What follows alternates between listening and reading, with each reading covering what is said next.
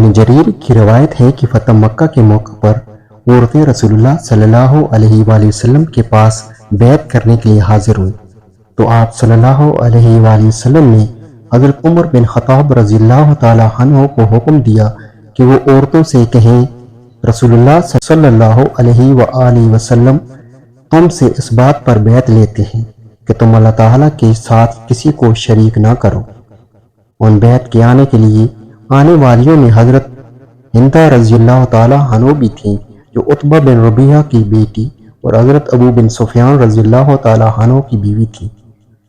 یہی تھیں جنہوں نے اپنے کفر کے زمانے میں حضور صلی اللہ علیہ وآلہ وسلم کے چچا حضرت حمزہ رضی اللہ تعالی عنہ کا پیٹ چیر دیا تھا۔ اس وجہ سے وہ ان عورتوں میں ایسی حالت میں آئی تھی کہ انہیں کوئی پہچان نہ سکے۔ اس نے جب فرمان سنا تو کہنے لگی میں کچھ کہنا چاہتی ہوں، لیکن اگر بولوں گی تو حضور صلی اللہ علیہ وآلہ وسلم مجھے پہچان لیں گے، اور اگر پہچان لیں گے تو میرے قتل کا حکم دے دیں گے۔ میں اسی وجہ سے اس طرح آئی ہوں کہ پہچانی نہ جاؤں۔ مگر وہ عورتیں خاموش رہیں اور ہندہ کی بات اپنی زبان سے کہنے سے انکار کر دیا۔ آخر انہی کو کہنا پڑا کہ یہ ٹھیک ہے، جب شرک سے ممانعت مردوں کو ہے تو عورتوں کو کیوں نہ ہوگی۔ حضور صلی اللہ علیہ وآلہ وسلم نے ان کی طرف دیکھا، لیکن آپ صلی اللہ علیہ وآلہ وسلم نے کچھ نہ فرمایا۔ پھر حضرت عمر رضی اللہ تعالی عنہ سے کہا ان سے کہہ دو کہ دوسری بات یہ ہے کہ چوری نہ کریں۔ اس پر ہندہ نے کہا میں ابو سفیان رضی اللہ تعالی عنہ کی معمولی سی چیز کبھی کبھی لے لیا کرتی ہوں، کیا خبر یہ بھی چوری میں داخل ہے یا نہیں، اور میرے لیے یہ حلال بھی ہے یا نہیں۔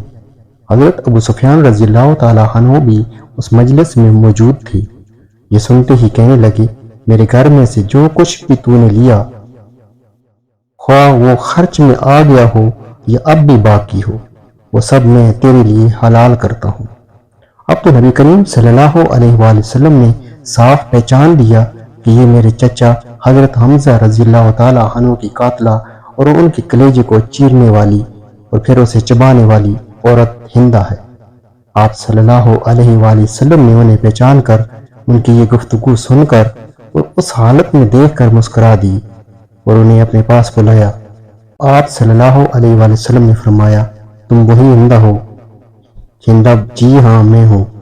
فرمایا جاؤ آج میں نے تمہیں معاف کر دیا۔